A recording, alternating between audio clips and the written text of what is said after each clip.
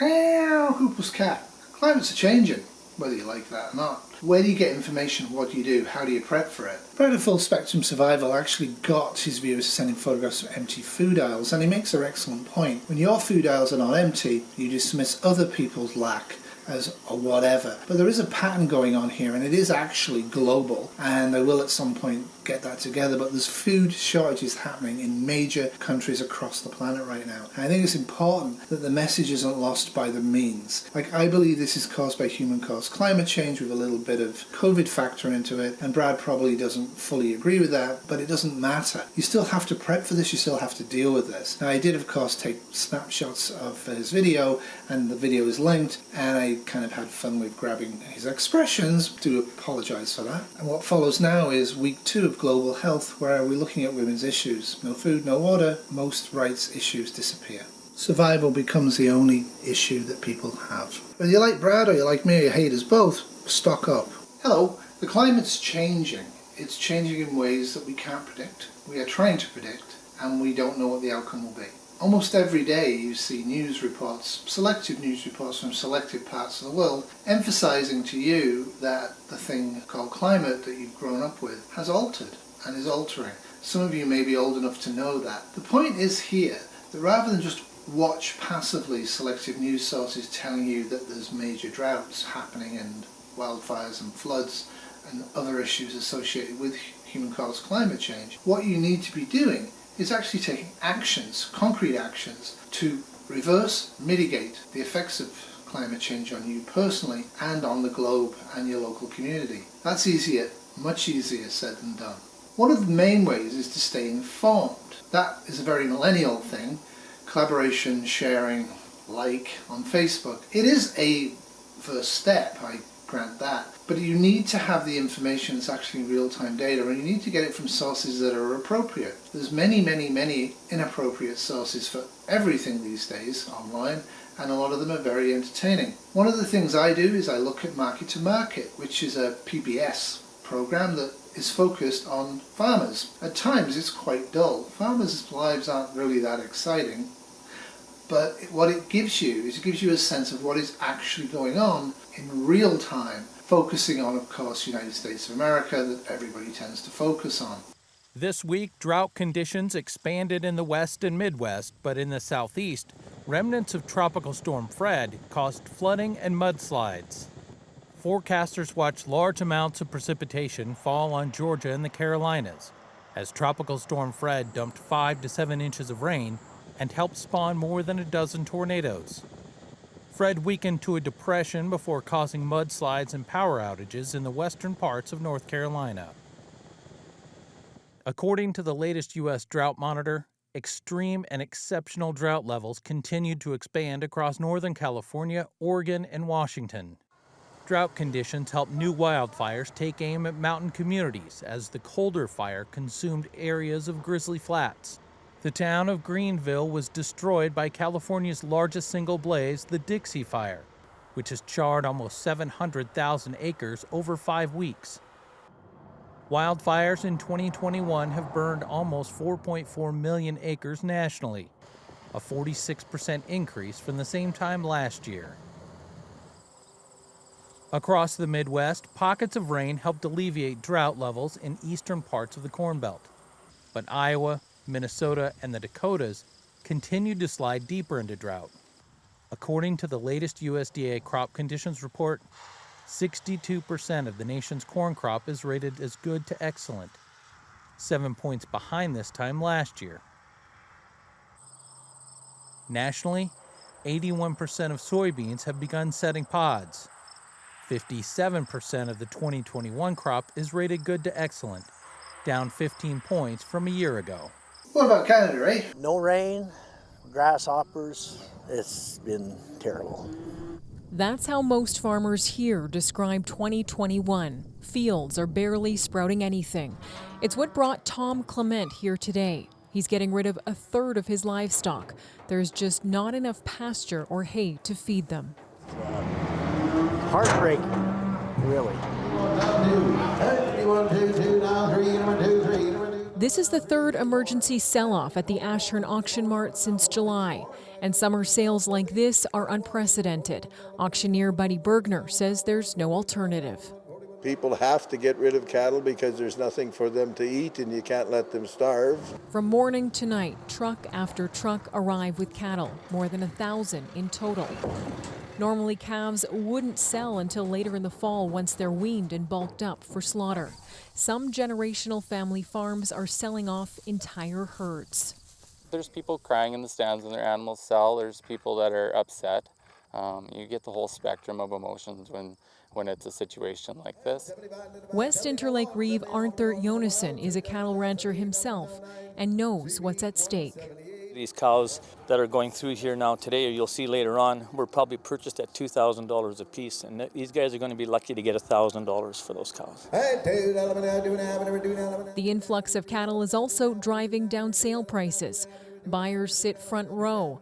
Many are purchasing for feedlots in Alberta and Ontario, where cattle go to gain weight before slaughter. Jonassen worries about the future of this region. The hardest part is that you're seeing the fabric of our communities unravel. It's you're going to see young people leave, and it's going to be tough for these communities going forward.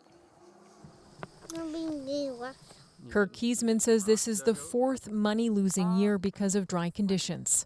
4-year-old Asher would like to follow in his father's footsteps. That makes Kiesman proud and wary.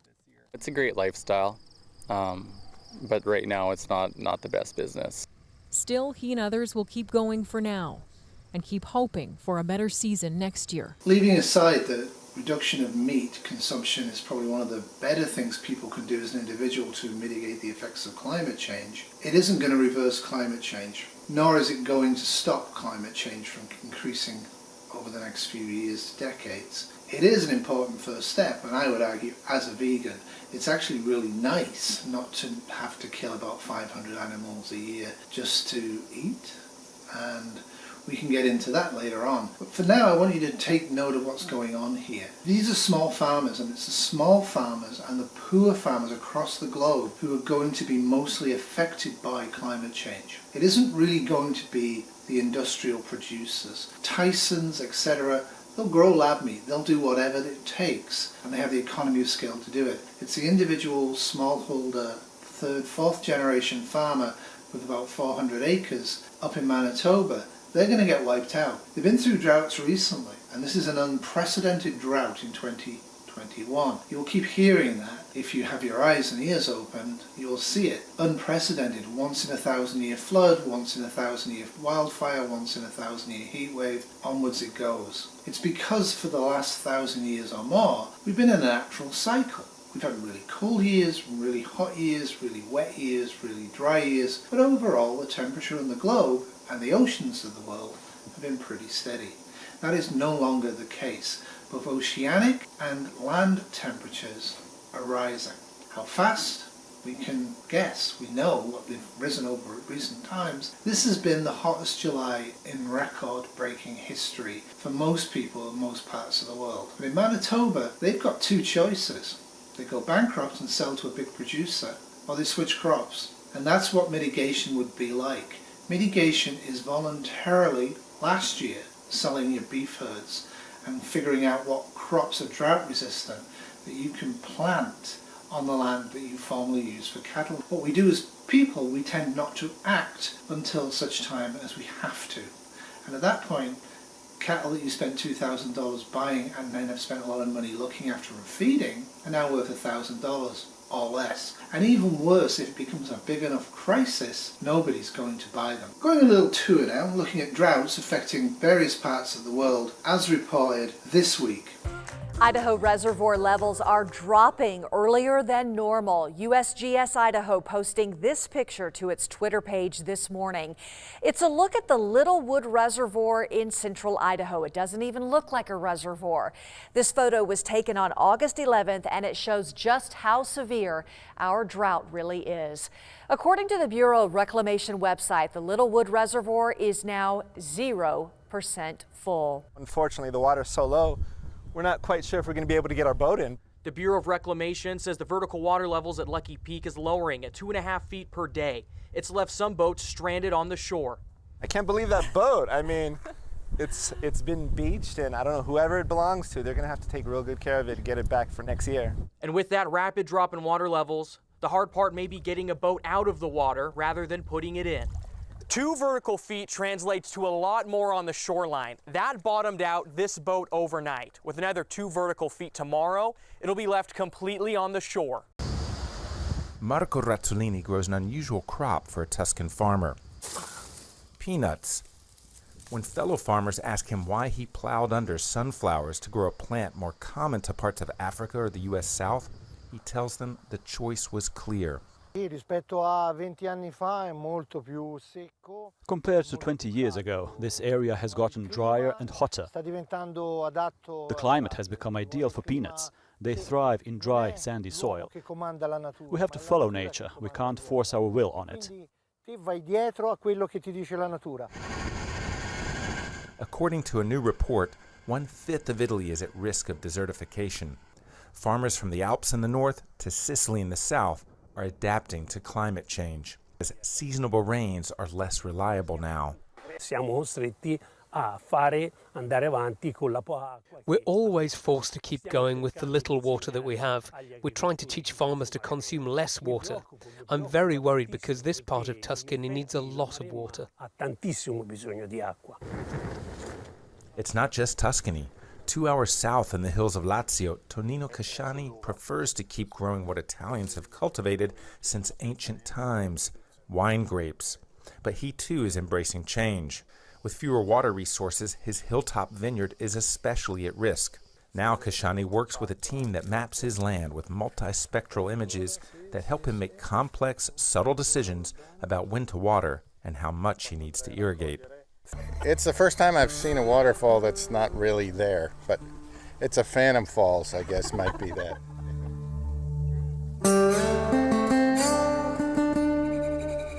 My jaw literally dropped, and I couldn't believe that there was nothing there because I was just here last weekend. A drought in central Bolivia is creating tension over water rights, pitting boat operators against farmers. Last week, a fight broke out between the two over how the water of La Angostura Dam should be used. Police fired tear gas to break up the feuding crowd. La Angostura was first built in the 1940s to provide water for agriculture and cattle on land nearby. But now, boat tours, fishermen, and restaurant owners rely on the artificial lake. Tourism has dropped due to the global health crisis and the country's low vaccination rates. And a drought has put pressure on farmers like Jaime Rocha, who have called for the water to be released. It is a social problem. The people living in Valle Alto, the ones who live around La Angostura Dam, want to take control of it. If they released the water by opening the gates, we would have water to improve our situation as farmers and milk producers. Meanwhile, tour boat operators say they'll lose the little income they have if the water is drained. Southern Angola is facing the brunt of one of the worst droughts in 40 years. This has led to severe drought and malnutrition.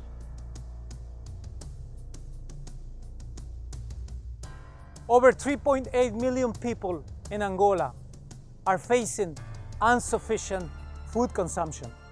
Desperate for survival, families are leaving their villages in search of food and water.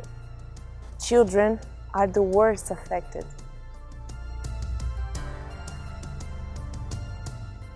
Water is critical but scarce. The number of malnourished children is increasing. Poland's longest river, the Vistula, on Tuesday hit its lowest water level in more than 200 years because of a drought ravaging the country, a weather official said. Its level in Warsaw fell to 50 centimeters, 20 inches, the lowest since records began in 1789, according to Grzegorz Walodziewski, a hydrologist at Poland's IMGW Weather Institute. He added that the water level, which usually averages 237 centimeters in the capital, but reached a high of 787 centimeters in 1960, would continue to drop in the coming days. The Vistula, which is the EU members' longest river at more than 1,000 kilometers, 600 miles, splits the country in half and deposits in the Baltic Sea. Warsaw officials have taken advantage of the drought, which has hit the farm sector hard, to hold an archaeological dig on the Vistula that Poland is turning up new objects every day.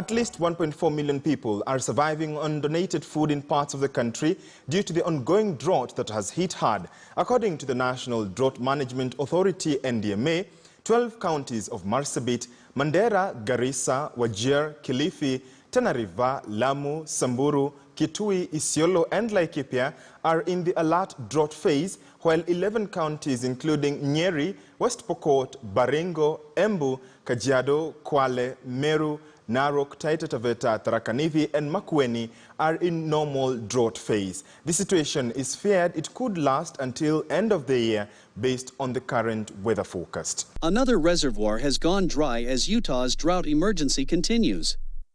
The Utah Department of Natural Resources said Wednesday that Upper Enterprise in Washington County was at 0% capacity. It joins the Gunnison Reservoir in running out of water. Settlement Creek, Yuba, Steinecker and Paiute reservoirs were all at 10% capacity and expected to continue dropping. The department said 32 of Utah's 42 largest reservoirs were at or below 55% of capacity. To get streams running at healthy levels while filling reservoirs, Utah needs late summer and early fall storms to return soil moisture levels to normal, which will help snowpack runoff make it to streams and reservoirs rather than get absorbed by dry soils. The state also needs an above-average snowpack to refill reservoirs, the agency said in its weekly report on the drought situation. If the drought continued into next year, the Utah Department of Natural Resources director said that next year could bring about water rationing. The Great Salt Lake on Wednesday had dropped to an even lower level. It is now listed at 4,191.1 elevation feet. But there are positive signs in the drought emergency. Local water districts have reported significant drop-offs in water usage. Utahns are following the guidance of water managers who have asked for conservation, including significant cuts to outdoor lawn watering. It has helped extend the state's water supply this year. That's this week. It's on a complete list. Afghanistan and Iraq are also experiencing significant drought situations, as are other parts of South America and other parts of Africa. The question is what's to be done about it. The problem is nothing can be done about it on the individual level. I can have showers rather than baths. You can stop watering your garden. There's lots of things we could do as individuals, and even on the governmental level. There's very little Kenya can do about this. There's very little Iraq or Afghanistan or Syria can do to fix the issue. It's not really a question of fixing anymore or avoiding this anymore. It's a question of, well, what's going to happen? And we all need to readjust our feelings and thinking about water and heat and climate. As you may have picked up from one of the videos, they said this has been the lowest level of the Polish River in 200 years. And you'll hear that in different contexts whenever you're looking at this topic. And that is in fact true. What they don't tell you is that it's the lowest level ever recorded ever, because the records only go back 200 years. That's the significant part of this. What we're seeing is weather in different parts of the world. Where I am in Toronto, it's nice, it's humid, it's like hot, it's well into the 90s with the humidity, it's terribly hot at night. We're having probably the hottest summer we've ever had after a really long cold spring. It wasn't long or cold, it was normal. But for the last 10 years it's been a very, very early spring and a very hot spring. So it's very difficult as an individual to assess what's going on from your personal point of view. And if you're trapped by the news media of your local country, it's almost never really being covered elsewhere. It only gets covered elsewhere when people and animals start to die in large numbers. And that's the issue. We need to be thinking about what we can do as people before this becomes starvation time in various parts of the world. Because people are already migrating in vast numbers to get away from what the news will tell you is war, but what I'm telling you is probably really caused by droughts, causing crop failures, causing poverty, causing starvation, causing lack of hope, causing crime. And that is going to be an increasing factor in the planet that we live upon. Most people in Canada and America and the United Kingdom aren't really be too bothered about this. They just turn the tap on and the water comes magically. We're not really that bothered. I live in probably one of the most richest water areas in the world. I don't really need to conserve my water, but I am. The reason I'm doing it is because I don't think it's up to me as individuals to dump water like I normally would. Normally I would water twice a day. My garden. I have nice gardens. Now I'm watering once every 2 to 3 days, and I'm doing it very selectively, and I'm doing it by hand. That takes a lot longer than irrigation systems. Things have to change. The question is, are we going to change because we have no alternative, or are we going to change to mitigate the problems before they arise? That's my concern. What do you think? Let me know. Give me a comment, send me an email, let me know what you think we should do as individuals in Canada, what you should do, what I should do, to address the problem of increasing droughts. Rapidly becomes very complicated. There's no actual easy answer to any of these problems. Doodles! This has been brought to you by an Abused Terrier Production 2021. Woofie! Woofie!